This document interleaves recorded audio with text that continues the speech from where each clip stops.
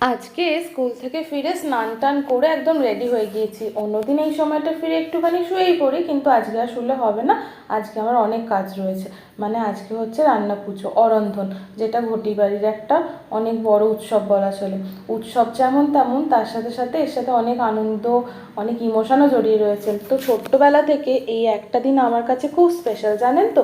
বিয়ের আগেও তাই, বিয়ের পরেও তাই। যেহেতু আমাদের দুই বাড়িতেই এই রণনন্দন উৎসবটা খুব বড়োভাবে পালিত হয়, তো ওই জন্য এই দিনটাতে আমার খাওয়া দাওয়া যেরকম হয় আর বাড়িতে সেরকম লোক সমাগমও হয়, খুব মজা হয়। কিন্তু এবছর আর সেরকম বিশেষ কাউকে নিমন্ত্রণ করিনি। ওই ঘরযোগেই একটুখানি কিছু করব। আর ইচ্ছা আছে কয়েকটা জায়গায় একটুখানি প্রসাদ মানে খাবার একটুখানি দিয়ে আসবো। আসলে আমাদের এবছর একটু কালা ওষুধ চলছে। আমার একটা জ্যাঠা শ্বশুর মারা গিয়েছে কয়েকদিন আগে, এখনো 1 মাসও তার পূর্ণ হয়নি। তো ওর জন্য আর বিশেষ বড় করে কিছু করা হবে না, এমনি নিয়ম পালনই যেরকম করা হয় আর কি, একটু রান্না বান্না করাবো আর কয়েক জায়গা পাঠাবো। এই আমার কয়েক ঘর প্রতিবেশীদের দেবো, রিনাদিকে দেবো, জ্যোতিমাকে দেবো। আর তার সাথে সাথে আমার কয়েকটা বন্ধু বান্ধব, দাদা দিদি, তাদের ঘরেও একটুখানি প্রসাদ পাঠাবো। প্রসাদ বলতে ঠাকুরকে নিবেদন করা নয়, কিন্তু যেগুলো রান্না হবে সেগুলোই পাঠাবো আর কি। তো এই সময় জানেন তো আমাদের স্কুলে তো পরীক্ষা চলছে। এমনিতে আমি প্রচণ্ড টায়ার্ড হয়ে যাই স্কুল থেকে এসেই, তারপরে আমি স্নান টান করে একদম শুয়ে পড়ি। কিন্তু আজকে আর একটুও শুইনি, এসে একটুখানি খেয়ে নিয়েছে। আসলে আজকে আমাদের স্কুলে একটা বাচ্চার জন্মদিন ছিল, তো ওদের বাড়ি থেকে না খুব সুন্দর আমাদেরকে ভেজ প্যাটিস, তারপরে মিষ্টি, এই সমস্তগুলো কিছু দিয়েছিল। এত ভালো লাগছিল খেতে। আর এই সময়টা এতই পরিশ্রম হয় স্কুলে আর কি, পরীক্ষা চলছে, এদিক সেদিক ছোটাছুটি এই সমস্ত হয়ে লাঞ্চে যা খাই সেটা তো কখনই হজম হয়ে যায়। তো এই সময় বাড়ি ফিরে রোজই আমার খিদে পেয়ে যায়। তো আজকে যেহেতু ওটা ছিল ওটাই খেলাম, রিনাদিকে একটুখানি দিলাম আর অন্নবের জন্য একটুখানি রেখে দিলাম, ও একটুখানি অফিস থেকে এলে খাবে। হাই করে দাও তো, হাই করে দাও। তুমি এসো, তুমি এসো, তুমি এসো, তুমি এসো। ওইদিকে ওইদিকে ওইদিকে দাও, রিনার পাশে দাঁড়াও। এদিকে দুজন গাড়ি পড়ে, হ্যাঁ হাই করে দাও।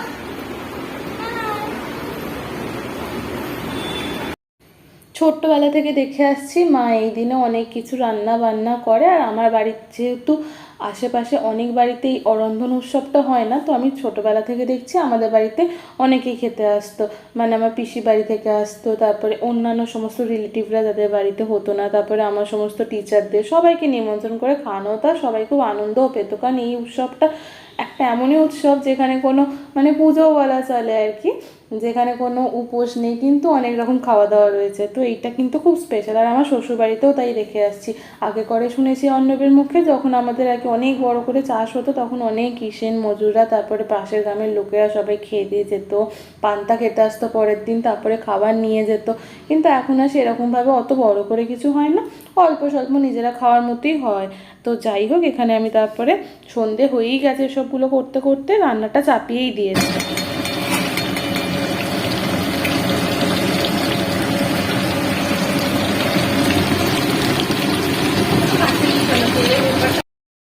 তো প্রথমে কিন্তু আলুটাই ভেজে নিতে হবে, আলুটা ভাজতে হবে। কেন কি, আলুটা ভাজার পরে তারপরে অন্য সবজিগুলো ভাজবো। কিছু কিছু সবজিতে না একটুখানি তেলটা কালো হয়ে যায়, যেমন পটল, তারপরে নারকোল, এগুলো একটু শেষের দিকে ভাজতে হয়, এগুলো আমি শুনেছি। আর আমার বাপের বাড়িতে জানে তো উচ্ছে ভাজা হতো, কিন্তু যেহেতু শ্বশুর বাড়িতে উচ্ছে ভাজা হয় না, তাই জন্য উচ্ছে আর করিনি।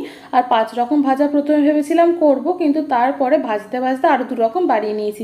আর এখানে সকালবেলাতেই রিনাদি মাছের ঝাল করে রেখেছে, 2 রকম মাছ করা রয়েছে, ইলিশ মাছটা করা রয়েছে, আর তার সাথে সাথে পোনা মাছও করা রয়েছে। যেহেতু অনেকজনকেই খাবার পাঠাবো, তো এই জন্য মাছটা একটুখানি বেশি পরিমাণেই করতে বলেছিলাম আর কি, আনা হয়েছে মাছটা। তো এই রান্না পুজো মানে তো এমনি ভাজাভুজি যেমন খাওয়া হয়, চালতা দিয়ে টকের ডাল, তার সাথে সাথে মাছও। আর এই মাছগুলো এত ভালো লাগে খেতে কি বলবো। আমার জানেন আবার এই সমস্ত খাবার যত না টাটকা ভালো লাগে, তার থেকে বেশি যখন বাসি হয়ে যায় সেটা আমার খুব ভালো লাগে। আমি সেই বাসি খাবারটা 2 দিন ধরে খাই, মানে 2 বার ধরে খাই। আর এতই ভাল লাগে সেটা খেতে, মানে এতটাই, ওই পান্তা ভাতটা খেলে ঘুম আসে, তো ওটার জন্য আমার ওটার প্রতি আরও একটা নেশা। আর অন্যান্য সময় তো বছরে সেভাবে পান্তা ভাত কখনো খাওয়াই হয় না, যদিও পান্তা ভাতের মধ্যে কিন্তু পুষ্টিগুণ ভরপুর, তো ওর মধ্যে অনেক উপকারিতা রয়েছে সেটা আমি জানি। কিন্তু যাই হোক, সেটা তো সচরাচর কখনো হয়েই ওঠে না। কিন্তু গরমকালে যদিও কখনো কখনো জল ঢালা ভাত খাই, কিন্তু সেও তো গুটি কয়েকদিন। কিন্তু এই একটা দিন যেদিন একদম বাঁধা নিয়মের ছকে ধরে পান্তা ভাত সকলকে খেতেই হবে, তো এটাই হচ্ছে আমার কাছে একটা খুব ভালো জিনিস। আর আমার সত্যি খুব ভালোও লাগে। তো পান্তা ভাতটা সেরকম কাউকে যেহেতু কে পছন্দ করবে না করবে, ওই জন্য পাঠাই না। তো ওই জন্য আজকে রান্না হয়ে গেলেই ফয়েল প্যাক কিনে নিয়ে এসেছি, তো ওই জায়গায় কয়েকটা মুড়ে মুড়ে মুড়ে সকলকে একটু পাঠিয়ে দেবো। আর এদিকে আমি ইন্ডাকশানে ডালটা বসিয়ে দিয়েছি। আর এই ডালের উপরে যে সাদা সাদা ফেনাগুলো ভেসে উঠছে সেগুলো আমি আলাদা করে নিচ্ছি একটু হাতার সাহায্যে।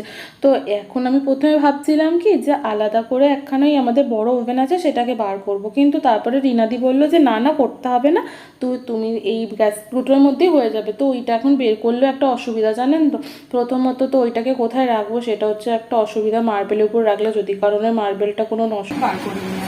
এটা আলু ভাজা হয়েছে 2 রাউন্ড আর 3rd রাউন্ড চলছে। আর তারপরে কুমড়োটাকে এই নুন আর হলুদ মাখিয়ে রাখা আছে। আলুটা হয়ে গেলে তারপর কুমড়ো ভাজবো, তারপর ওল ভাজবো। পটলটা লাস্টে। নারকোল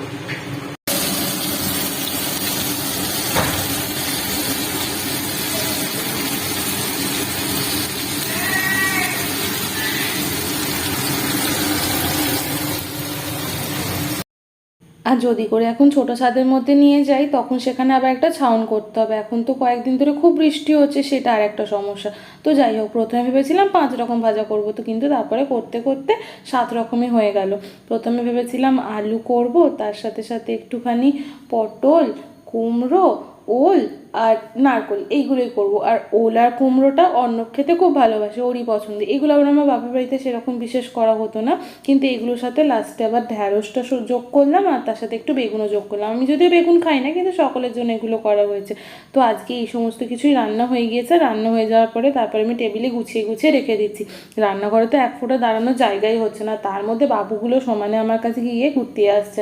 তো ওদের যখন আনন্দ এখন দেখার মতো, ওরা কি হচ্ছে না হচ্ছে বুঝতে তো কিছু পারছে না, কিন্তু যখনই বলছে ওর বাবা যে মা না তোদের মা রান্না করছে, ও তো জানে আমি অতটা করি না, তখন বলছে না না মা না রিনা রিনা।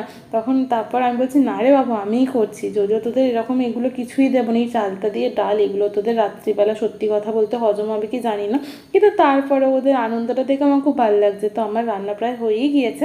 আর তারপর এখানে আমি এখন পরিবেশন করে সকলকে আস্তে আস্তে খেতে দেবো, আর যাদেরকে একটুখানি প্রসাদ পাঠাবো তাদের খাবারগুলো গুছিয়ে নেবো। তো ভিডিওটা এখানেই শেষ করলাম, আশা করি আপনাদের ভালো লেগেছে। যদি ভালো লাগে তাহলে অবশ্যই লাইক করে দেবেন, আর আমার চ্যানেলে ভিডিও দেখতে ভালো লাগলে আপনারা আমার চ্যানেলটা সাবস্ক্রাইব করে নিতে পারেন। খুব শীঘ্রই নতুন ভিডিও নিয়ে দেখা হচ্ছে। সকলে খুব ভালো থাকবেন, সুস্থ থাকবেন আর সাবধানে থাকবেন। ধন্যবাদ।